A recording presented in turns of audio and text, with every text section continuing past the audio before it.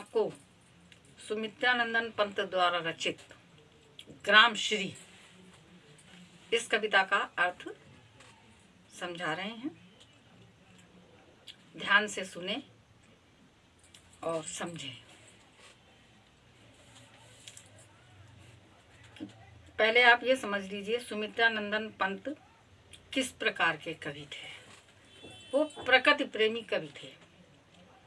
उन्होंने प्रकृति का बहुत ही मार्मिक और बड़े ही रोचक ढंग से वर्णन किया है। कवि जो है वो कल्पना के द्वारा पहले वो कल्पना करता है, उसके पश्चात उनको शब्द देता है, जिससे कि सुंदर कविता तैयार होती है। तो कवि की कल्पना ही उसकी रचना है। तो कवि जो है प्रकृति को हर रूप में मान लेता है। कभी वधू के रूप में मानता है, कभी नव विवाहिता के रूप में मान लेता है, कभी प्रेमी मान लेता है, कभी प्रेमिका मान लेता है। इस प्रकार से वो मन में कल्पना कर कर और वही उसी ढंग से बड़ी सुंदर, बहुत ही रोचक ढंग से जो है उसकी व्याख्या करता है। तो अब इसमें जो है कवि ने ग्राम यानी प्रकृति का सुंदर जो प्रकृति की छटा है वो हमें गांव में ही देखने को मिलती है। हरी हरी खेती होती है, हरे हरे पेड़ पौधे, हर तरफ हरियाली ही हरियाली होती है।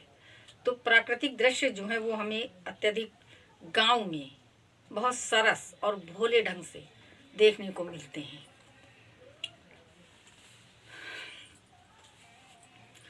फैली खेतों में दूर तलक मखमल की कोमल हरियाली, लिपटी जिससे रवि की किरणें चांदी की सी उजली जाली, तिनकों के हरे हरे तन पर हिल हरित रुधिर है रहा झलक, और श्यामल भूतल पर झुका हुआ नभ का निर्मल नील फलक। अब इसमें जो है सुंदर सुंदर खेत हैं जिनमें की फसलें लहलहा रही हैं। उसका कितने सुंदर ढंग से कवि ने जो है वर्णन किया है कि फैली खेतों में दूर तलक मखमल की कोमल हरियाली, कह रहे खेत हैं सुंदर सुंदर हरे हरे। तो फसल जो होती है पूरे खेत में दूर तलक जहाँ तक आंख जाती है वहाँ तक दिखाई देती है उसकी हरियाली।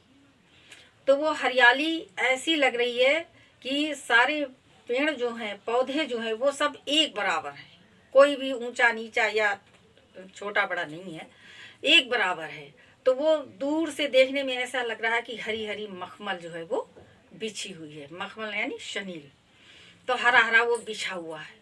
तो आप इसी कल्पना करके देखिए कि कितना सुंदर दृश्य लग रहा होगा। लिपटी जिससे रवि की किरणें चांदी की सी उजली जाली, और तिनकों के हरे हरे तन पर हिल हरित रुधिर है रहा झलक। और फिर जब वो खेतों में पेड़ उगे हुए हैं तो उसके बीच से सूर्य की जो किरणें अंदर छन करके जाती हैं, तो वो पौधे इतने पास होते हैं कि उसमें धूप जो है मतलब वो एकदम से बहुत अत्यधिक जो है डायरेक्ट नहीं पड़ सकती है। क्या है वो छन छन कर उन पेड़ों से छन छन कर छोटी छोटी बूंदे बूंदे ऐसी सब तरफ धूप की जाती है। तो ऐसा लग रहा है, कवि कह रहा है कि ऐसा लग रहा है कि जैसे कोई जाली हो। जैसे कि हम लोग दरवाजे में रोशनदान लगा देते हैं, उसमें जाली लगा देते हैं कि उससे धूप जो है वो छन छन करके आए, डायरेक्ट ना आए। तो ऐसे ही ऐसा लग रहा था कि वो डायरेक्ट धूप नहीं पड़ रही है बल्कि छन छन करके जाली की भांति वो वृक्ष जो है, वो पौधे जो हैं, वो जाली का कार्य कर रहे थे। तो उससे छन करके धूप अंदर आ रही थी। तो वो कैसी लग रही थी? श्वेत चांदी के समान लग रही थी, क्योंकि उसमें पीलापन, जब धूप एकदम सीधी पड़ेगी तो पीलापन लगेगा, अगर कहीं से छन करके आएगी तो वो सफ़ेदी लाती हुई चांदी की तरह उसमें ऐसा लग रहा था कि चांदी की जो है जाली लगी हुई है। और तिनकों के हरे हरे तन पर, माने वो हिल हरित रुधिर है हरा झलक। तो और तिनकों के हरे हरे तन पर, तिनके यानी कण जो होते हैं, मतलब छोटे छोटे पौधे होते हैं, घास फूस जो होते हैं, तो उनके हरे हरे तन मन शरीर पर हिल हरित रुधिर है रहा झलक। तो जैसे कि अपनी बॉडी में लाल रुधिर है, खून है, और पौधों में, तिनकों में, इनमें क्या है, हरा। तो ऐसा लग रहा था कि उन पौधों के शरीर पर हिल हरित रुधिर है रहा झलक। जब पौधे हिलते हैं तो ऐसा लगता है कि उनमें हरा हरा उनका रक्त जो है वो दिखाई दे रहा है। धूप में अगर आप अपनी उंगली करेंगे तो आपको अंदर से लाल लाल दिखाई देगा। तो ऐसे ही किसी चीज़ को अगर धूप के डायरेक्शन में आप करेंगे तो उसका जो अंतर का हिस्सा होता है वो दिखाई देता है। तो ऐसे ही वृक्षों का हरियालापन, हरा हरा रंग दिख रहा है। तो ऐसा लग रहा है कि उनके अंदर हरा रुधिर, हरा खून बह रहा है। श्यामल भूतल पर झुका हुआ नभका चिरनीलमल नील फलक। तो कह रहे वो खेत ऐसा लग रहा है श्यामल भूतल पर कि उसके अंदर, श्यामल भूतल का मतलब हुआ कि वृक्षों की छाया जहाँ पड़ती है तो उतना हिस्सा पृथ्वी का काला लगता है। तो ऐसे ही उन पौधों की जो छाया अंदर है, जो उन पौधों के अंदर की जो जमीन है, तो उस पर पौधों की जो छाया पड़ रही है तो उसका अंदर का रंग काला लग रहा है। तो ऐसा मालूम देता है कि उस श्यामली पृथ्वी तल पर है, उस काली भूतल पर यानी पृथ्वी पर नभका चिन्ह यानी आकाश की जो सुंदर निर्मलता है तो वो नील फलक मतलब पूरा नीला आसमान जहां तक दृष्टि जाती है वहां तक आसमान ही दिखाई देता है। तो उसका भी कोई सीमा नहीं है, उसे कोई पूरी दृष्टि भर के देख नहीं सकता है कि ये इतना है। जहां तक आपकी दृष्टि जाएगी वहां तक दिखाई देगा। ऐसे ही फसल भी जहां तक दृष्टि जाती है वहां तक पूरी खेत में फसल दिखाई देती है। तो ऐसा मालूम देता सारा आकाश अपने नीलेपन को, अपनी उस चौड़ाई और लंबाई को उस पृथ्वी के ऊपर अपने को कुर्बान कर रहा है। यानी उसको भी इतना सुंदर लग रहा है कि वो अपनी सुंदर नीलिमा के द्वारा उस पृथ्वी को जो है उसका स्वागत कर रहा है, उसके ऊपर अपने को न्यौछावर कर रहा है।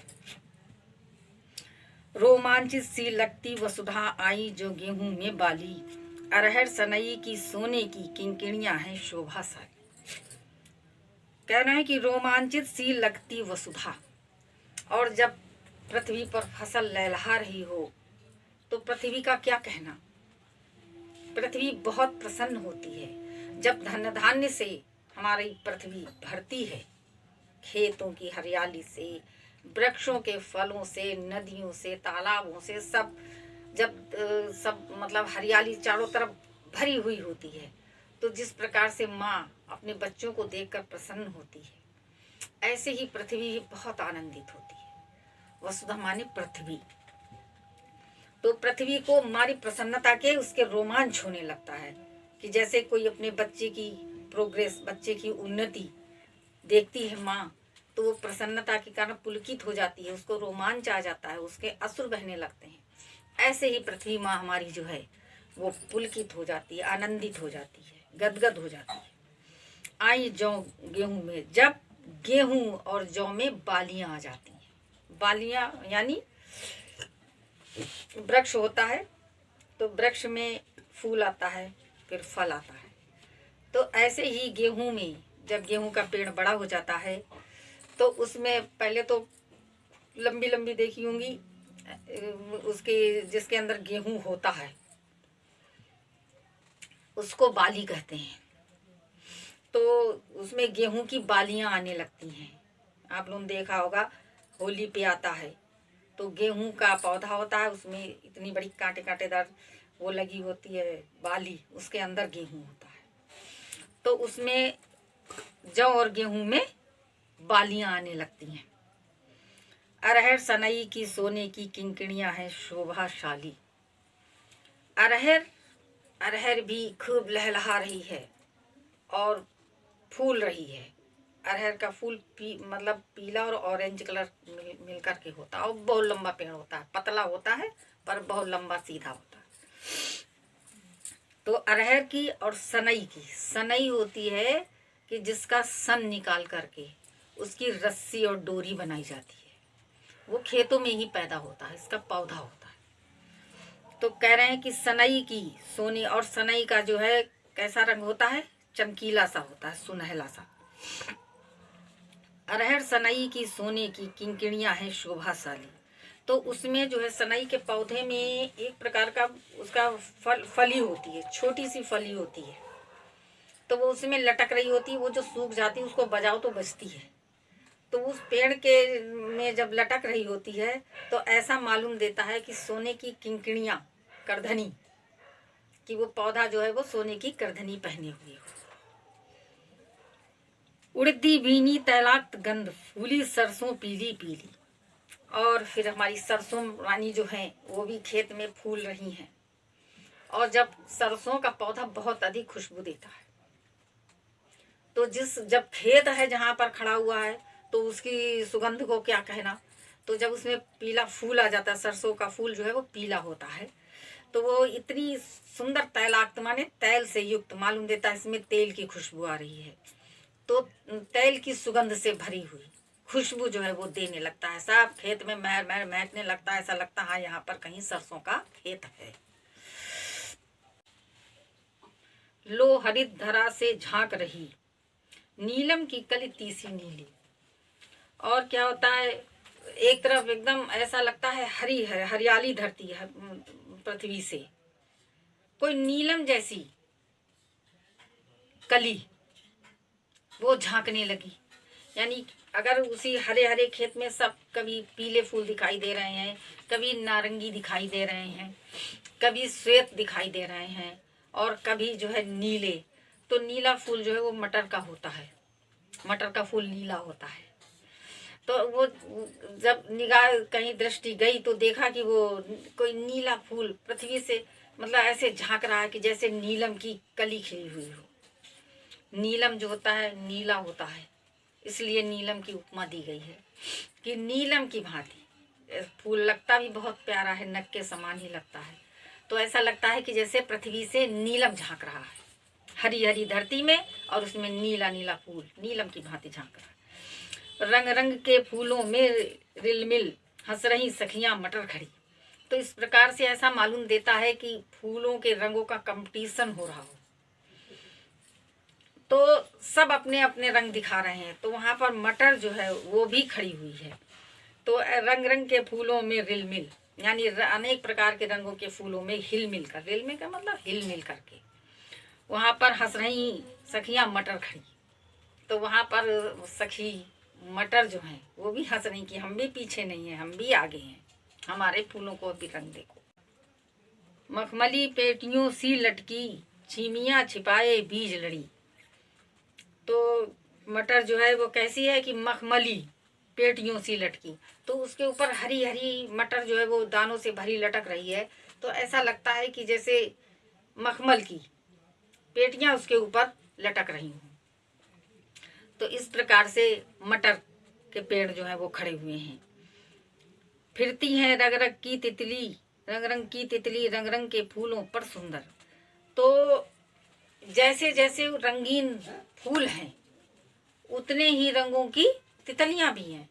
सब तितलियां हर एक रंग पर, हर एक रंग की तितलियां जो है फूलों पर उड़ रही हैं। फूले फिरते हैं फूल स्वयं, उड़ उड़ वृंतों से वृंतों पर, फूले फिरते हैं फूल स्वयं। और फूल जो है वो सभी पर फूले हुए हैं। तो ऐसा मालूम देता है कि फूल जो है वो दौड़ रहे हैं हर वृंतों माने डंठलों के ऊपर, उड़ उड़ वृंतों से वृंतों पर। लगता है कि एक डंठल से दूसरे डंठल पर दौड़ करके फूल जो है वो खिल रहे हैं, ऐसा प्रतीत होता है। अब रजत स्वर्ण मंजरियों से लद गई आम्र तर की डाली, झर रहे ढाक पीपल के दल, हो उठी कोकिला मत वाली। महके कटहल मुकुलित जामुन, जंगल में झरवेरी झूली, अफूले आड़ू नींबू दाडिम, आलू गोभी बैंगन मूली। अब रजत स्वर्ण मंजरियों से लद गई आम्र तर की डाली।